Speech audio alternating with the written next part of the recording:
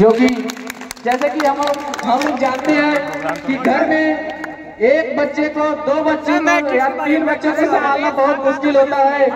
यहाँ पे डॉक्टर साहब एक पिता के रूप में संभाल रहे हैं। पूरी जिम्मेदारियों के साथ हम लोगों को क्लास लेने के साथ साथ हमेशा मोटिवेट करते रहते हैं, हमेशा हम लोगों को आगे बढ़ने की सलाह देते रहते हैं और कभी कभी हम लोगों के साथ मस्ती भी करते ही रहते हैं। थोड़ी कभी कभी जब हम लोग शरारत कर देते हैं तो डायरेक्ट बोलते हैं भाई सेशनल में नंबर कम कर दिया जाएगा। इसी के साथ हम अपने जफर सर को स्टेज पे बुलाना चाहेंगे, please sir. Good afternoon everyone. ये लोग 2-3 दिन से लगा ये बोल रहे हैं मोटिवेशनल स्पीच चाहिए, मोटिवेशनल स्पीच चाहिए। मोटिवेशनल स्पीच से आपका कुछ भला नहीं होना है जी, जब तक आपको खुद नहीं पता है कि आपको करना क्या है।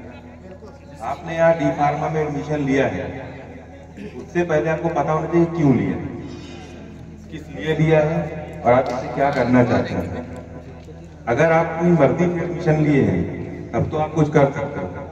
मम्मी ने, पापा ने, मामा ने, चाचा ने जबरदस्ती आपको यहाँ लाके ढकेल दिया तो मैं कितनी भी मोटिवेशनल स्पीच देता रहूं, आप जैसे आए थे वैसे ही वापस जाओगे।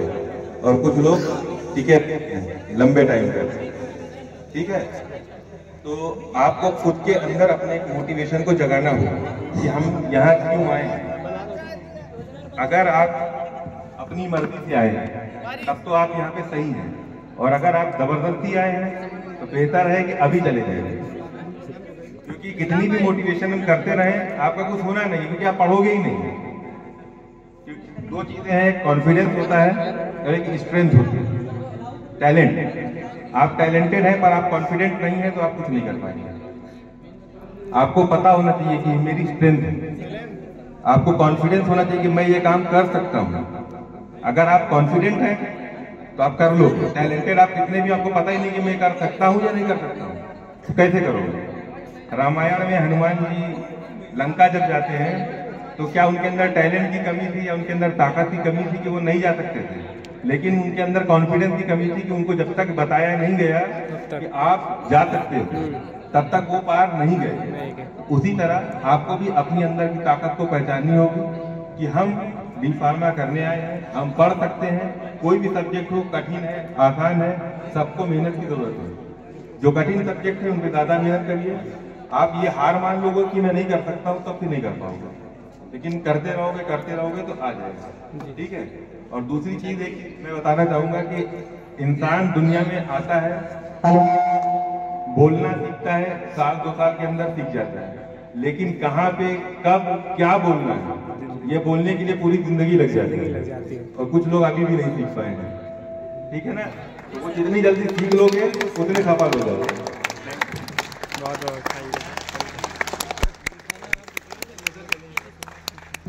Thank you so much motivational speech देने के लिए। शुक्रिया सर।